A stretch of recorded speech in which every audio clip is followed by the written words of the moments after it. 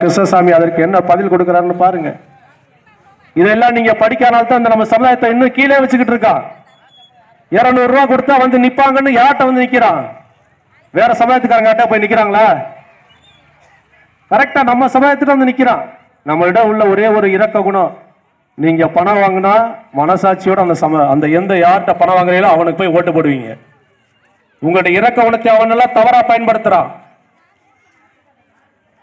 மாவீரன் தியாகி இம்மானுவேல் சேரனுக்கு மணிமண்டபம் கட்டுனா என்ன கட்டி வச்சிருக்கான்? அவன் வெளியிட்டது அரசாணை மணிமண்டபம். ஆனா அவன் கட்டி வச்சிருக்க கல்யாண மண்டபம். மணிமண்டபம்னா எப்படி இருக்கணும்? ஒரு தலைவருடைய சிலையை மணிமண்டபமா கட்டிவிட்டு அது நடுவில் வைத்து அவருடைய வாழ்க்கை வரலாற்றை அந்த ஒவ்வொரு தூண்களிலும் பதிவு பெற்றிருக்கணும். அதற்கு பேர் தான் மணிமண்டபம். நாட்டில் எத்தனையோ தலைவர்களுக்கு மணிமண்டபம் இருக்கு. ஒரு தலைவர் கூட அந்த மாதிரி கேவலமா நம்ம நடத்தினதில்லை. அவர் சிலையை மட்டும் வச்சுட்டு மணமகனரை மணமகளரை சமையலறை கை கழுவும் இடம்னு வச்சிருக்கான். நமக்கு அவ்வளவு இந்த சமுதாயத்தை கேவலமா நினைச்சு வச்சுட்டு போயிருக்காங்க ஸ்டாலின். இதுதான் இந்த சமுதாயம். ஏன்னா அந்த சமுதாயம் எதுவுமே கேட்கறது இல்ல, உங்களுக்கு எதுவும் தெரியறது இல்ல. அதை நாங்க எடுத்து சொல்லாது எங்களிடமே ஒரு குறை இருக்கு, நாங்க இல்லைன்னு சொல்லல. ஆனா இனிமேலாம் அப்படி இருந்துடாதீங்க. நம்ம பிள்ளைகள் இந்த பச்சேரி கிராமத்தில் கடந்த 10 ஆண்டுகள்ல யார் அரசு ஊழியர்கள் எத்தனை பேர் போயிருக்கீங்க? எத்தனை பேருமா போயிருக்கீங்க? உங்க அண்ணன் தம்பி போலீஸ் வேலை தவிர. ஏன்னா போலீஸ் எல்லாம் நம்ம பையன் தான் நல்லா ஸ்ட்ராங்கா இருப்பான், அதனால அந்த வேலைக்கு போயிடுவான். மற்ற வேலை group A B C D யாரும் போயிருக்கலையா? காரணம் என்னன்னு யாராவது பாத்தீங்களா? 2008ஆம் ஆண்டு கருணாநிதி அருந்ததியர் உள் இடஒதுக்கீடு ஒரு சட்டத்தை கொண்டுட்டு வந்தாரு. அதை கொண்டுட்டு வந்தாரு, நம்ம அதை எதுவும் கேட்கல. ஆனா அவர் என்ன பண்ணிட்டாரு? 3% இடஒதுக்கீடு 3% முடிச்சுக்கல. 15 மீதி இருக்கிற 15%லையும் அந்த அருந்ததியருக்கு முன்னுரிமைன்னு சொல்லிட்டு இருக்கிற வர்ற போஸ்டிங் எல்லாம் கொண்டு போய் அந்த அருந்ததியர் சமூகத்துக்கு கொடுத்துறாரு. அதனால நம்ம பசங்க யாருமே வேலைக்கு போக முடியல. இதை தலைவர் சுப்ரீம் கோர்ட்ல போய் போராடி நீதி கேட்டு போராடிட்டு இருந்தாரு. நம்ம கேஸ் போட்டு நடத்திட்டு இருந்தோம்.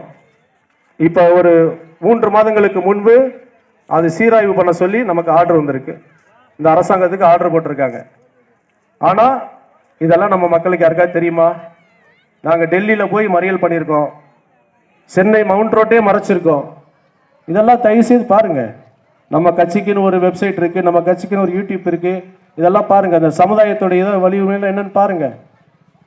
தென் மாவட்டங்களில் குறிப்பாக தூத்துக்குடி நெல்லை மாவட்டங்களில் நம்ம இளைஞர்களையே வெட்டி படுகொலை பண்ணிட்டு இருக்கான். நம்ம தம்பி தீபக் பாண்டியன் ஒரு சின்ன பையன், அவன் சமுதாயத்தில் அப்பதான் வளர்ந்து வர்றான். அவனை வெட்டி படுகொலை பண்றான். அவன் யாருன்னு பாத்தீங்களா? அவனை வெட்டி படுகொலை பண்ணவன அசால்ட்டா ஜாமீன் வாங்கிட்டு வெளில சுத்திக்கிட்டு இருக்கான். நம்ம பசங்க சின்னதா ஒரு தவறு பண்ணிட்டா போதும், பெரிய கொலை குற்றவாளி மாதிரி 10 போலீஸை அனுப்பி அவனை தூக்கி ஜெயில வச்சாதான் அவனுக்கு தூக்கம் வரும். அதை பண்ண சொல்றவன் யாருன்னு தெரியுமா உங்களுக்கு? அந்த கட்சி மாவட்ட செயலாளர் தான். இதெல்லாம் தெரிஞ்சுக்கங்க. ராமநாதபுரம் மாவட்டத்தில் நம்ம சிவகங்கை மாவட்டம் இளமனூர் இருக்கு பார்த்தீங்களா? அதுல ஐயா தியாகி இம்மானுவேல் சேரனுடைய படம் வைத்ததுக்கு பக்கத்தில் உள்ளவங்களுக்கு பொறுக்கலை. அவர் படத்தை பார்க்கறதுக்கே முடியலன்னு சொல்லிட்டு அந்த போர்டை உடைச்சு கொண்டு போய் வீசிடுறாங்க. நம்ம மக்களையுமே அடிச்சிடறான். அதுக்கு எதிர்ப்பு தெரிவித்து நம்ம பசங்க மென்னந்தியில சத்திரக்குடியில மென்னந்தி பசங்க சுத்தி இருக்கிற பசங்களை சேர்ந்து போராட்டம் பண்றான், மறியல் தான் பண்றான்.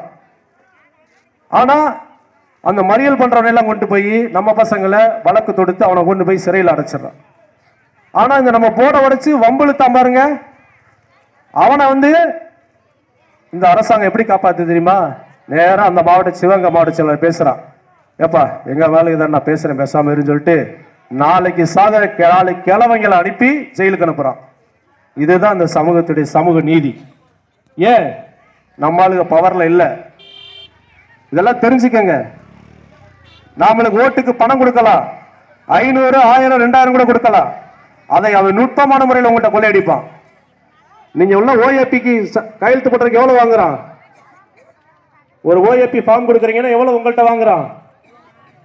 எவ்வளவு வாங்குறான்? 5000 ரூபாய். இதுதான் அவன் எவ்வளவு நுட்பமா கொள்ளையடிக்கிறான் பாருங்க. ஒரே ஒரு கையெழுத்து ஒண்ணும் கிடையாது. இது அரசாங்கத்துடைய பணம். இது எவன் விட்டு அப்பா விட்டு காசு அள்ளி கொடுக்கறது இல்ல.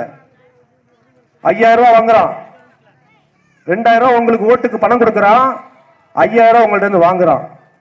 3000 வட்டி முதலுமா அவன் சம்பாதிக்கிறான். 10 கோடி ரூபாய் இன்வெஸ்ட் பண்றான் இந்த தேர்தலுக்கு. 10 கோடி 20 கோடி இன்வெஸ்ட் பண்ணிட்டு உங்கள்ட்ட இருந்து பாருங்க, ஒரே மாசம் 2 மாசத்துல அப்படியே உங்கள்ட்ட இருந்தே 3000 தெரியாம எடுக்கிறான். இதெல்லாம் தெரியாதனால தான் நம்ம மக்கள் இன்னும் இப்படியே இருக்கீங்க. தயவு செய்து இந்த மாதிரிலாம் அப்படி இருக்காதீங்க. நீங்கள் நல்லா இருக்கணும், உங்களுடைய பிள்ளைகள் நல்லா இருக்கணும், உங்களுடைய பேரன்கள் பேத்திகள் வருங்கால சந்ததியினர்கள் நல்லா இருக்கணும். அப்படின்னா நீங்கள் பிறந்த அந்த சமுதாயத்திற்காக உங்களுடைய